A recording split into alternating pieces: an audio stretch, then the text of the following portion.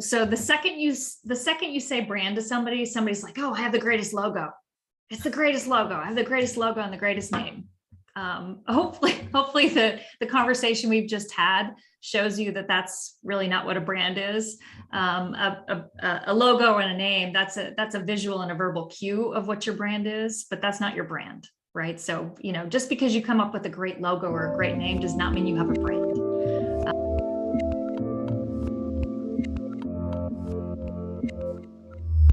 Hey everyone, this is Devin Miller here with another episode of The Inventive Expert. I'm your host, Devin Miller, the serial entrepreneur that's grown several startups into 7- and 8-figure businesses, as well as the founder and CEO of Miller IP Law, where he helps startups and small businesses with their patents and trademarks. You ever need help with yours? Just go to strategymeeting.com, grab some time with us to chat. Now, today we have another great guest on the podcast, Terresa Zimmerman. And Terresa, we're going to talk probably about a lot of things, and we'll see how far we get through things, but she has a background in the apparel industry. And I think for a lot of the listeners, at least a aspect of your business, whether it's doing, swag, whether it's doing shirts or apparel or lines or extensions, has a lot to do with that. So we'll talk a little bit about that, supply chain, sourcing, sales, and brand positioning and at a broader scope, maybe even talk a little bit about e-commerce and see how far we get from there. So with that much as introduction, welcome on the podcast, Terresa. Thank you. I'm excited to be here and to become sort of an expert in something. That's awesome. Hey, I'll tell you, if anybody ever wants to call me an expert, they never have, but if they ever did, I would take the title. So, well, before we dive into the topic at hand, maybe just for those that, just as a reminder to the audience, Terresa is on the Inventive Journey, which is the sister podcast to this one. So if you wanted to go check out some of her episodes there and get to know her a bit better in her journey, definitely invite you to do so. But for those of people that haven't had a chance to listen to the episode or saying, hey, I've got too many things to do, I just want to hear the expertise, introduce yourself to the audience, give a kind of a 1 or 2 minute overview as to why you have expertise in this area and why you have experience. Yeah, sure. So you said we were going to cover a whole lot of topics, and I want to come at it from the point of brand strategy. There's a lot of misconceptions about what brand strategy is and how it plays with you. So my background is in brand strategy and various marketing disciplines that go along with delivering that brand strategy to the market. The last 10 years, it's our birthday this year with Wood Underwear. Happy birthday. Thank you. I founded a men's underwear, undershirt, loungewear business, men's foundations business 10 years ago. And, applying brand strategy to a startup, I think is particularly important. So I really kind of wanted to talk about that. I guess, coming from my sort of agency, corporate, big B2B brand strategy background, bringing it to a startup is a big change because you clearly don't have the resources of a big, I'm on every side of the inbox, so I get to tell myself what to do all the time. And so that's a bit of a challenge, but startup founders have that challenge all the time too. So brand strategy can really help if you have it defined. No, I think so. And I like the comment of you're on all sides of the inbox. And I feel like sometimes that's the only place I'm at anymore is I'm usually spending more time with my inbox or responding to clients and talking with them and walking them through things than I am running the business. Now, in reality, I still do plenty to run the business, but some days it feels like that.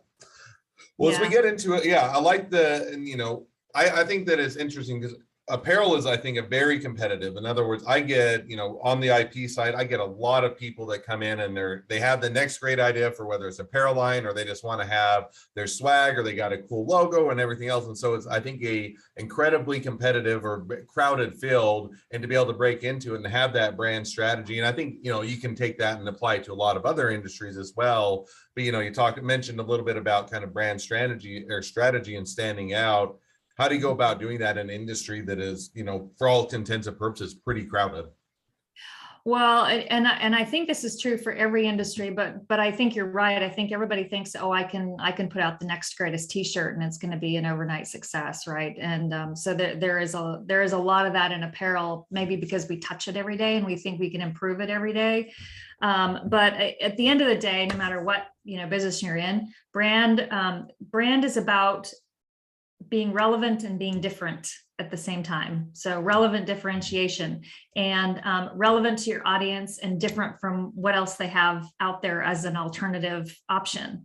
And then you have to deliver, once you define that, then you have to deliver that to your audience in a way that they can hear it and absorb it. So, and that's typically storytelling. So you've got to keep it simple enough for your audience to get it and to absorb it easily, and then repeat, repeat, repeat. And stories are amazing as far as that goes. So the coming up with the next greatest, t-shirt or underwear in my case is one thing, but then you've got to decide all of those things about why does anybody care, and why is it better, different, whatever than what else somebody is offering, because otherwise you'll never sell it. I get approached all the time from people who have the next greatest mousetrap, so to speak.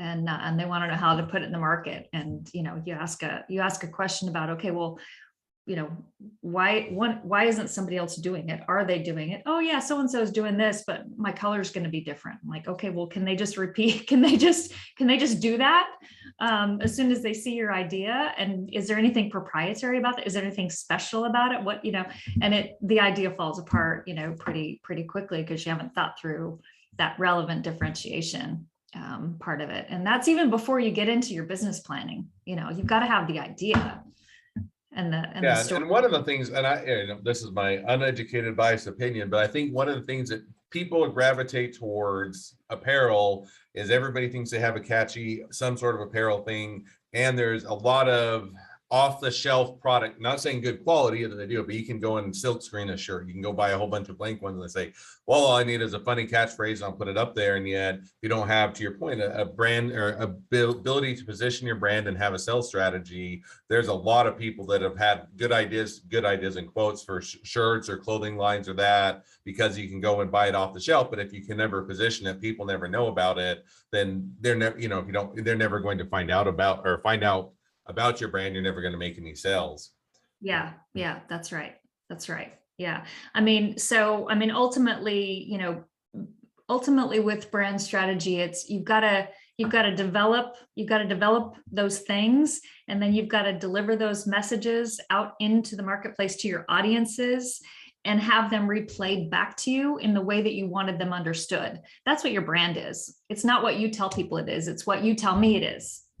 After you've heard. And I like that. So now let's take your business, or one of your businesses, as an example, which is, wood underwear. And now, you have an expanded apparel, but you started in men's underwear. So how did you even go about positioning, or how did you go about creating that brand? Because, when I was growing up, it was the old whitey tighties, and that was what most of moms bought, and nobody gave it much more thought. And they were out there, and I'm sure some of my, I probably have somewhere, I'm guessing some of those old underwear probably still from high school, and I'm sure my friends do too. And so it's one of those things that for a long period of time, people didn't give much thought. And so how do you go about, in an industry where people, a lot of times it's at least for high school kids, and that your parents or your mom buys it for you, you never really think about it. How did you go about creating a brand position within that industry? All right. Well, first of all, when we finish here, you need to go to your underwear drawer and probably start over. But I think I would say that there's about 90% of my underwear has been bought within the last year or less. So I am getting better. I don't know that they've all been purged, but they're mostly gone.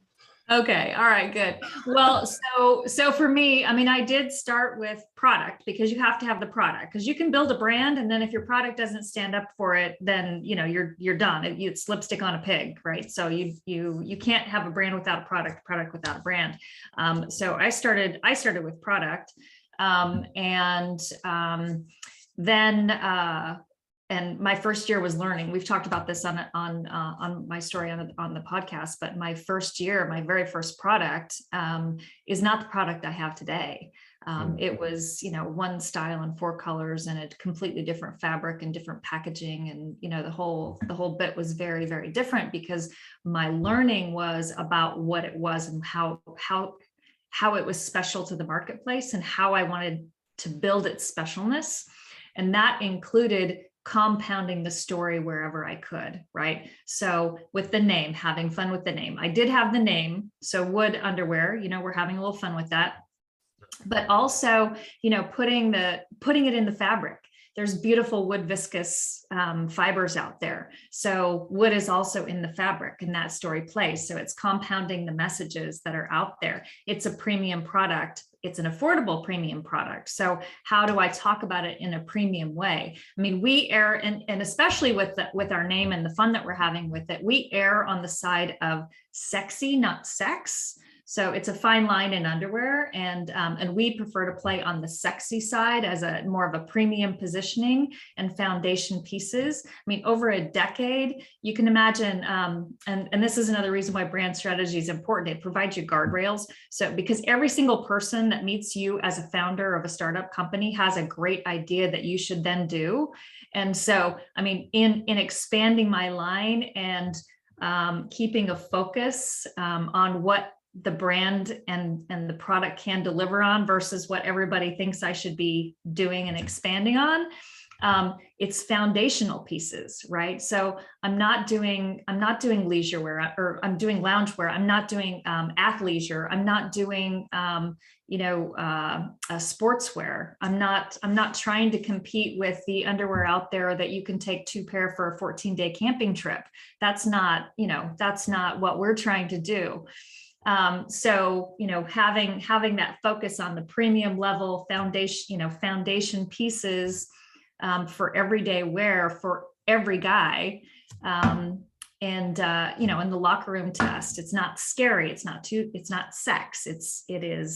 It passes the locker room test. So that was what I was gonna, because you hit on one thing, which is, first of all, you can have what you want to position a brand at, and then you're trying to get that feedback to see if that's actually how it's understood, or how people or it's being conveyed to people, or how they're understanding it. So when you're talking about, it's more of you're selling sexy, not sex, and those type of things. How did you go about confirming that where you were trying to position your brand was actually worth? And I think that's, overlapped with a lot of people. In other words, I know what I want people to think about my brand, but it doesn't always match up with how people can perceive it. And I've had those even with some of our businesses. So how do you do that to where you are confirming how they're perceiving it? You have to know yourself and you have to trust it, right? But then you're always testing those boundaries and figuring out how far your brand strategy can test. I mean, in a visual way, if I think about our prints, the prints and the colorways that we start with, right? To stay on the side of sexy, not sex, we're not doing crazy, I don't want to say obscene, that sounds like a judgment, but like sexual visuals on our underwear. We don't do novelty because we really are about wardrobing. So it's fine to have, banana novelty prints on your underwear. That's not us. You're going to go somewhere else for that. We're really about everyday wardrobing, stuff that is going to be a mainstay in your drawer, in your wardrobe, that is going to help, build the rest of whatever you put on top of it. As part of a holistic, approach to you. And so, yes, absolutely have fun with some of that other stuff, but you're going to go somewhere else for that. So it really does help you define, it helps us define how we are in sexy stores. So there are sexy stores, but we also are able to play in the finest men's stores because of our positioning. So if we were in the sexy stores as sex stuff, then our men's stores probably wouldn't be appropriate for them. But we're really about wardrobing and offering products that fill a more foundational wardrobe function. You have to know yourself, and you do have to test it. You have to test it all the time. I mean, we came out with thongs and jocks a couple years ago, and everybody's like, "Oh my God, for men." But it's amazing how many we sell, and that doesn't cross the line because there's a reason for it. I mean, there's a reason why women wear thongs. They're comfortable. There's not a lot of fabric. They don't move. And men are figuring this out. So there's a function for it. I still haven't, honestly, I haven't figured that one out yet. So I'm still lagging behind a bit, but maybe someday I'll have to try it out. It's not going to be for everybody, but I mean, the point is that if you know yourself, and you know what your brand stands for, and you know what you want it to stand for, then you can use those as decision-making, criteria, like the guardrails, right? Guardrails are not finite. You can move your guardrails, you can shift, right? But you're, headed in a certain direction, hopefully. No, I So, think that definitely makes perfect sense. So let's shift gears slightly, or kind of along those lines. But I know that, you and we've talked a little bit before in some of the, Invented Journey episodes, hit into a bit of supply chain. I think that is, it's been exacerbated by, the recent things, but I think it's always, to a degree, you'll have supply chain issues. In other words, I'm working with a lot of startups, and even before COVID and some of the different things hit, people still had to deal with supply chains and making sure that things got there on time and that you had enough supplies, and always working through those issues. And so as a business, having gone through, or maybe you're still going through supply chain and figuring that out, how do you go about tackling that or approaching it, or any words or thoughts for people that are facing that? uh, patience. I mean, the good and the bad of it right now is that every single one of us out there is going through it. And so there's, it's not like somebody's messing up, right? It's not like somebody's missing a deadline because they can help it. So everybody's having to have a whole lot of patience right now, but having good relationships, and this is, again, I'm going to tie this back to brand a little bit. So I founded this business because I wanted to get out of the transactionalness of corporate. I wanted to be in more of relationship based type of business. And so that's how I function my business. And that's how I've kind of built my brand around that. And so my import export broker, it's a big corporation, but I know them, right? My manufacturers they're smaller size, they're smaller manufacturers. I know who they are. I have conversations with them. I'm not just faxing an order off and, it's a fax deal. And so having the relationships that you can have in that supply chain just helps to make sure you're doing everything you can do to make sure the parts you control are going smoothly. So whether it can get into port on time, I mean, none of us can deal with that, except set expectation accordingly, right? So every conversation I'm having right now with my customers, and I'm having those conversations, again, that's about the relationship with all up and down the supply chain, is to say, hey, customer, my manufacturer is going to deliver on time, but here's what we don't control, right? And so understanding all of those pieces and then laying it out there. I mean, I find people are really understanding for most things if you're setting the right expectation. And that's really all I've figured out to do with this whole supply chain thing. Because I mean, I'm hearing now that we've got, railroad and burglary issues now too, and that's once it gets through the port. So I mean, hopefully there's an end in sight to some of this stuff, and it can get under control. But control what you can control and set expectation for what you can't. No, and I think a couple things you hit on that definitely make sense, and I would echo is, one is establishing the relationships with people goes a long way, and that's whether it's suppliers, whether it's buyers, whether it's your customers, and then also you're being in communication with them. In other words, if there's things that are out of your control, now people are patient to a degree. If they have to wait 5 years in order to buy a car, they're probably going to go somewhere else, or underwear if they had to wait for an exorbitant amount of time. But to it within a reasonable amount of time, they're going to say, hey, I understand everybody's going through this. It's not your fault. You've been very good in the past, and we have a great relationship, and I think you're going to deliver. And it buys a long way. And then I think you just have to work through that. But if you're having or continuing to maintain that relationship and have that open communication, definitely goes a long way to buy goodwill with all of the customers. Yeah, well, and the apparel industry, I think also because people, back to this area we started on was, everybody thinks they can make the next best, t-shirt or suit or whatever it is.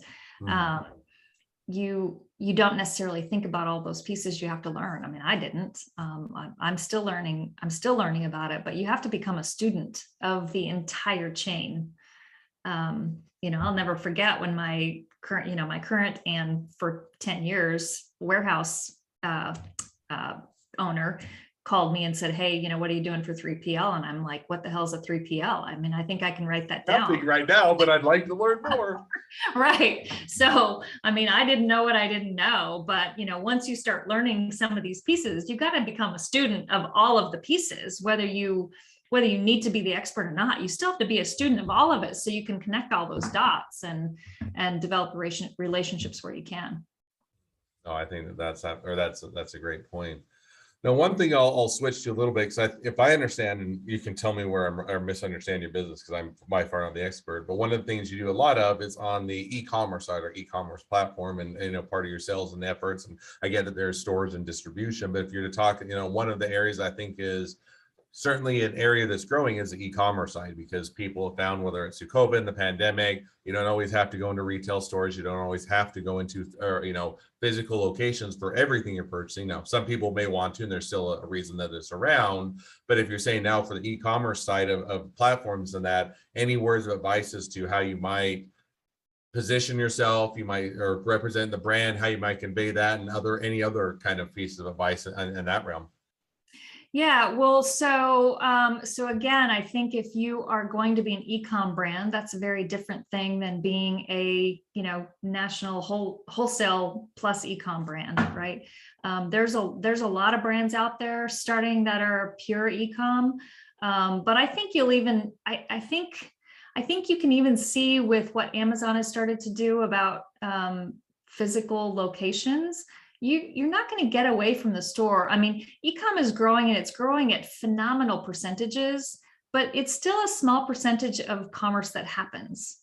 So I haven't seen, I mean, I know because everything was shut down last year and or in 2020 and much of last year as well, but so I know those percentages have grown, but people are going back into stores this year. So it's going to be interesting to see at the end of 2022 what those numbers come back to. Before 2020, I think we hit a high of like 11% of all commerce was done on e-com, right? That means 89% is done in a store. So that's where people are like, oh, it's crazy, right? Because 11% might have meant, 1,000% growth. So that's the headline. So everybody's like, oh, nobody's shopping anymore. Well, 89% of buys still originate in a store. So, and I think e-com, or 2020 and 2021, certainly those numbers maybe even doubled. I think in our case, ours went up by about 9%. But we're really a wholesale model. And again, back to my brand, I did that intentionally because I want it to be relationship driven. So I believe in Main Street. Main Street stores, boutiques, specialty stores know their customers. They have relationships in their communities. They are foundational to their communities and their neighborhoods. Foundational. That buys into our brand. I know who they are. They know who their customer is. They call me personally. We're happy to entertain, all kinds of things with our customers because we know them. E-com, you don't develop a relationship with, and that's a decision you make as a brand that you are going to be transactional. And there's a lot of products out there that lend themselves to the transactional. And it's a decision you make for your brand how you're going to do that. So it sounds like that you guys have taken a balance where you're certainly wholesale, you believe in Main Street and being in stores, but it doesn't mean that one is exclusive to the other. In other words, you do have a bit of a balance. Is that an accurate case, or should people be looking at some sort of a balance in pursuing both of them? I think you have to have some kind of online presence. Whether you decide to sell online is a whole other decision. That's a decision you have to make. I intentionally came out with a wholesale brand. We have to be online because we're small. So we sell online because we're not everywhere for everybody to find us otherwise. So, but our focus really is our stores, and we do our very best not to compete with our stores in our e-commerce activities. So for me, a ratio for me is 80-20 max, right? So I would always like to be 80% store led, my wholesale store led. And that's a choice, right? So if e-com overlaps that and hits 25 or 30, that means I'm doing something wrong on the wholesale side. That doesn't mean that I can't grow my e-com. It just means that my pie on the wholesale side needs to get bigger. Now, one thing you hit on, I hadn't thought of and we hadn't talked, but it raises an interesting question, is when you're getting into, you guys have an online presence and you're trying not, you do your best not to compete with the wholesale, which makes sense. In other words, if they're trying to sell your product and people can come onto your website and get it cheaper, faster, better, then it tends to, sour the relationship about with the wholesale side, because then they don't have the ability to sell your product as well. how should people think about that balance, or how do you reach that balance to where you have that presence, people can get to know your brand, find out more information, but you don't create the issues with the wholesale accounts? Yeah, so it varies, and you come across different scenarios that you have to make decisions on all the time. So a lot of stores will price match, and so you want to make sure that whatever you have out there online, our store or our store's online stores, don't conflict with that and force somebody else to price match, right? So you have to create certain terms and conditions that you want your stores to follow, and then, decide what you're going to do if somebody breaks those conditions. For us, that means that we don't allow our stores to go onto Amazon without permission or third-party sites. So we have, I believe, one store that has that permission right now, and they hold price. They're amazing. They're incredibly professional. They're a smaller business as well, but there's no discounting. So what somebody sells in a store, if they want to run store promotions and it's not searchable, that's not our business, and I stay out of that. But once it goes online into the public space where it's searchable, then that's where I care. So and on our own site, we just don't put things on sale. We'll do sample sales, things that have come back, things that were taken out of our, you can see my showroom in the back. All of that stuff gets swapped out, right? So it's all new, it's never been worn. And so we will put that up on our site, but it's stuff that we couldn't sell to stores. And some people are very happy to have our samples. Sample sales are amazing. I love sample sales. If you fit in sample sizes, it's the greatest. But also it is a matter, like for us, we will put things on wholesale clearance if we have things to clear, which we don't very often. But when we do, we put them on wholesale clearance. So we give our wholesale stores the deal to then pass to their clients first. So, and if in fact we have stuff to do as far as that goes. So there's decisions all along the way on how you deal with that and how you don't compete with your own customers.